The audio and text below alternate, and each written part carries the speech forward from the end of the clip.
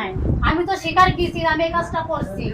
আমার সাথে কেন সে আমার বাঁচতে হয়, কেন সে আমার সাথে এই কাজটা কেন করলো?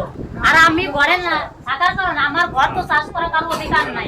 তাহলে আমার ওর সাথে শারীরিক সম্পর্ক আজকে হয়েছে, বললাম না 1.5 ঘন্টা উপরে আমার ধস্তাধস্তি হয়েছে, আমার কাপড় চুপুর ছিঁড়ে ছুটে আমি নিরুপায় হয়ে লাস্টে, একটা মানুষ কতক্ষণ সহ্য করতে পারে।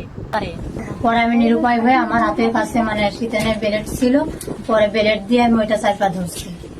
বোন, তোমাকে আমি ধন্যবাদ জানাই দর্শনকারীর পুরো সংখ্যাটা কাইটা দেওয়ার জন্য। ভাতিজা প্রতিনিয়ত তার চাচিকে ডিস্টার্ব করতো, উত্তপ্ত করতো। এক পর্যায়ে চাচিকে জোর জবরদস্তিভাবে সে দর্শন করে। চাচি উপায় বুদ্ধি না পাইয়া ভাতিজার পুরো সংখ্যাটা নিজ হাত দিয়া ব্লেড দিয়া কাইটা দেয়। এর জন্য আপনাকে আমি অসংখ্য অসংখ্য ধন্যবাদ জানাই। এই সমস্ত পুরুষদেরকে এমনটা করাই উচিত। যে সমস্ত পুরুষ বাইরের মেয়েদের সাথে পরক্রিয়া করে এবং দর্শন করে, তাদের বিচারটা এরকমভাবে করাই দরকার। কারণ বাংলাদেশে দর্শনকারীর, পরক্রিয়াকারীর কোনো বিচার নাই।